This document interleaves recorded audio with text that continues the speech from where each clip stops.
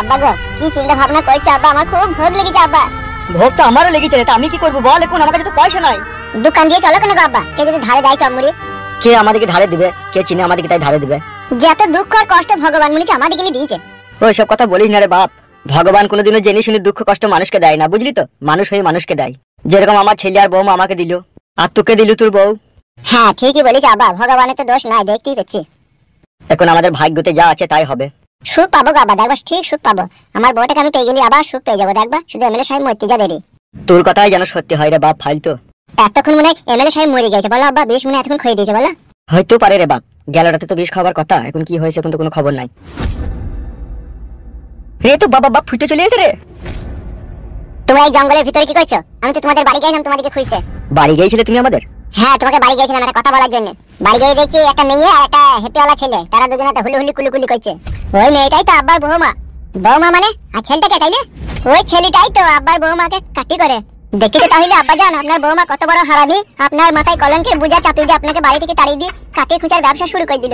ওইসব বৌমা নামে কলঙ্ক, ওদের কথা আমি শুনতে চাই না। এমএলএ সাহেবের খবর কি ফুটো? ওই এমএলএ সাহেবের খবর দিতেই আপনার বাড়ি গিয়েছিলাম। কি হয়েছে বলো? খুব খারাপ খবর। এই খবর শুনলে আপনার ভিতর শুধু কেঁপে উঠবে।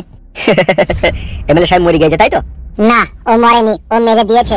কি কি কি সর্বনাশের কথা বলছো ফুটো তুমি? যা বলছি ঠিকই বলছে, আমার মন বলছে ফকিং বউদিকে এমএলএ সাহেব রেপ করে মার্ডার করে দিয়েছে। সত্যি করে বলছো ফুটো? এমএলএ সাহেব ফকিং বউদিকে কি করে মার্ডার করলো? আমি জানি না কাকা, তবে আমার মন বলছে এটা এমএলএ সাহেবেরই কাজ। আব্বা গো, তাইলে আমার কি হবে? ফুটু ভাই সত্যি করে মরে গেছে ফকিং বউদি? হ্যাঁ, আমি নিজের চোখে দেখে এসেছি, তাকে নৃশংসভাবে হত্যা করা হয়েছে। কিন্তু ফুটো এমএলএ সাহেব কি করে জানলো? নিশ্চয়ই এর মাঝে কোনো রহস্য আছে চাচা, কিন্তু এই রহস্য আমি জানি না।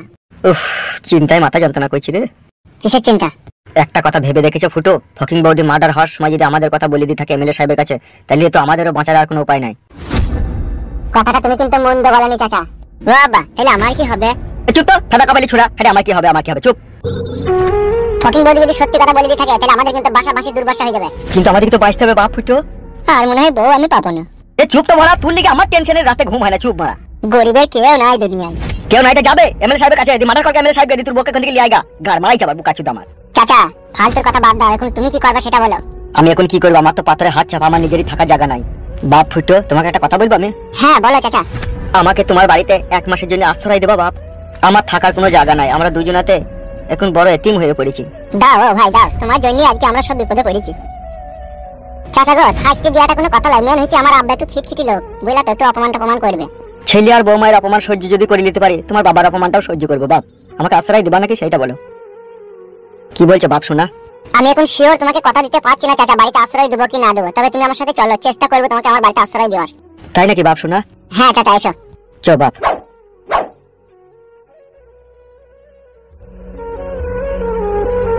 বড় ভাই লাস্ট ওখান থেকে পুলিশে নিয়ে চলে গেছে পোস্টমর্টম করার জন্য। কিন্তু বড় ভাই ছোট্ট করেন একটা কেস, ওখানে কিন্তু কেচকি গেছে। কি কেস কি গেছে? বল রে কি হয়েছে? বড় ভাই আসল কথা হচ্ছে কেসটা যদি ছোট করে দেখা যায় তাহলে ছোট, আর যদি বড় করে দেখা যায় তাহলে বড়।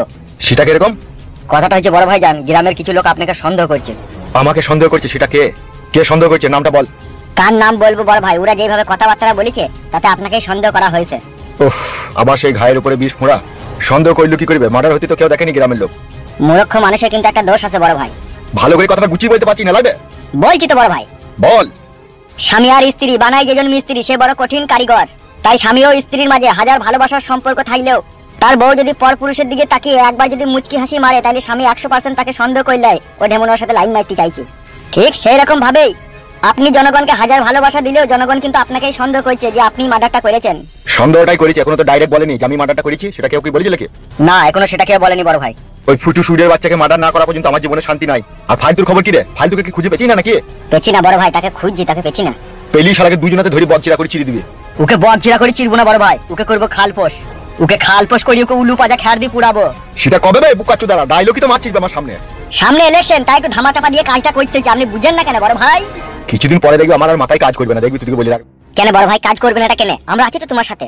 তোরা একটা কাজও তো ঠিকভাবে করতে পারছিস না বে। দেখ রে সাদা কুকুর, এগুলো কি মানা যায় বল? বড় ভাই আমাদের কাজ কি আপনার পছন্দ হয়েছে না? টুকি কি ব্যাপার অফিসার, তুমি এখানে? আমি আপনার বিষয়ে একটা কথা শুনেছি। কি কথা শুনেছ? ঘাবড়াবার কিছু নেই এমএলএ বিকাশ দত্ত বাবু। যে একটা কথা সাচ্চা, আপনি পাক্কা হারামির বাচ্চা, এটা কি সঠিক কথা? বেশি গাড় পাকামো না করে কিসের জন্য এখানে এসেছো সেটা বলো। এমএলএ বিকাশ দত্ত বাবু, একজন পুলিশ অফিসারের সাথে কি রকম কি কথা বলতে সেটা নিশ্চয়ই আপনাকে শেখাতে হবে না। এ বুকাচুদা, আমাকে ভয় দেখাচ্ছিস না কি বে? এমন ভাগারে ট্রান্সফার করে দেবো না, সারা জীবন বইয়ের কাছে শোয়া ভুলে যাবে। যেদিন থেকে পুলিশের চাকরি পেয়েছি ফেদা, সেদিন থেকে তো বইয়ের কাছে শুতেই পাই না। আমার বউকে নিয়ে অন্যজনা শুয়ে থাকে, ও ফেদা ট্রান্সফার করে দেয় ভালো আমাকে। তাই নাকি অফিসার? আপনি বউ থাকতে বইয়ের কাছে শুতে পান না, আর আমাদের বউ না থাকার কারণে আমরা রাতে যন্ত্রণায় শুতে পারি না। আমারও সেই একই কেস, পরের বউকে দেখে হ্যান্ডেল মারতে হয়।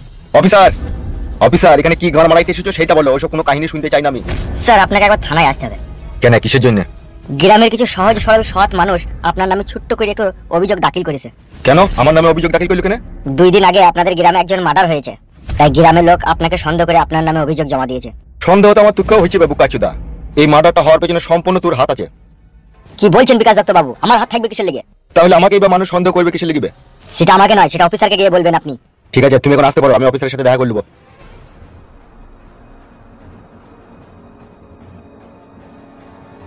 বড় ভাই, আমার মন বলছে কেসটা গোপনে গোপনে জানাজানি হয়ে গেছে। জানাজানি হইলেও কেউ কিচ্ছু করতে পারবে না আমার, তার কারণ একটা কথা সাচ্চা, আমি পাক্কা হারামির বাচ্চা।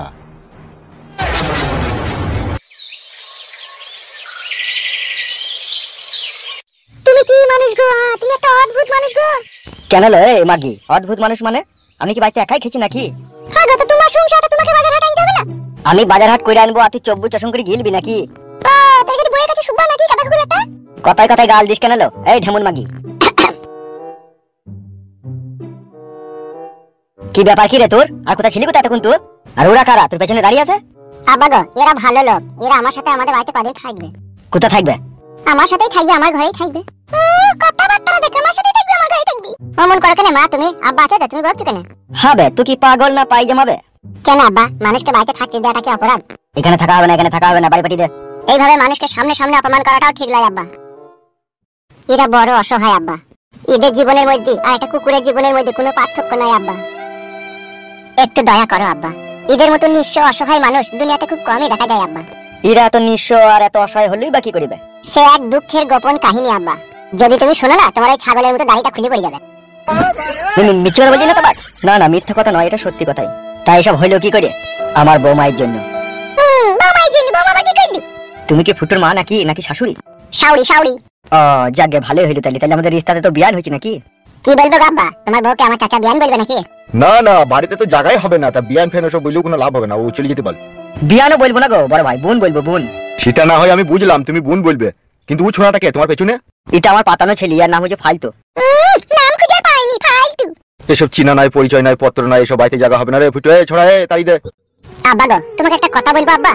তোর কথা ভালো লাগি না, তোর দিকে বাড়ি থেকে তাড়ি দে। শোনো না আব্বা, আমার বয়সের কোনো গাছপালা নাই আছে আব্বা, সব গাছপালা মরে শুকিয়ে কাঠ হয়ে গেছে। কিন্তু আমি তোমার এমনই একটা ছেলে, তোমার কাছে কোনোদিন কিচ্ছু দাবি করিনি। তাই বলছি আব্বা, তুমি 1 সপ্তাহের মতো হইলেও এই দুজনকে বাড়িতে একটু আশ্রয় দাও আব্বা। তুই বল, জিদ ধরিস কেন বলতো? ফুটু বাপ, তোমার বাপ যদি নাই মানে তাহলে আমরা চলে গেছি বাপ, ফালতু অশান্তি ঝগড়া করো না বাপ। কেন, তোমাদের কি তোমার বৌমার বাড়ি ঢুকতে দিবে না নাকি? দিবে না বলতে, বৌমা ছেলে যেভাবে অপমান করে বাড়ি থেকে তাড়িয়ে দিয়েছে, তাতে আমার আর বাড়ি যাওয়ার কোনো ইচ্ছা নাই। দরকার পড়ে আমি টেনে গলা দিয়ে ভিক্ষা করে খাবো, সেও ভালো, কিন্তু বাড়ি যাবো না। বুঝতে পেরেছো বোন? বিশাল কষ্টের জীবন আমার, এই কষ্টের শেষ নাই। ঠিকই বলছে গো দিদা। এই বাসে চাপা কে দিদা তোর আবার? বাপ ফালতু কোনো তোর শব্দ করিস না, ও যে কদিন থাকবে কোনো কথাই বলবে না, বুবা হয়েই থাকবে। এই শোন, বলো আব্বা। 1 সপ্তাহ থাকা হবে না, যদি দিন 4 যদি থাকতে পারে তো থাকুক, আর না থাকলে চলে যেতে বল। কি কথা গো? আব্বা বলছে 4 দিন থাকতে দেবে। ঠিক আছে তাই হবে, 4 দিনই থাকবো। 4 দিনই থাকবে আব্বা। বেশ ঠিক আছে, তুই যে ঘরে থাকিস ওই পাশের ঘরে দিকে জায়গা করে দিগা। ঠিক আছে আব্বা।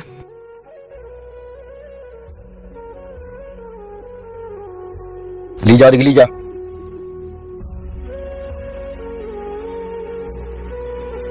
চাচা দেখি কোনো লাভ নাই, ঘরে এসে এরকম লোক আমার আব্বা। হ্যাঁ বাপ, চো ঘরে চো।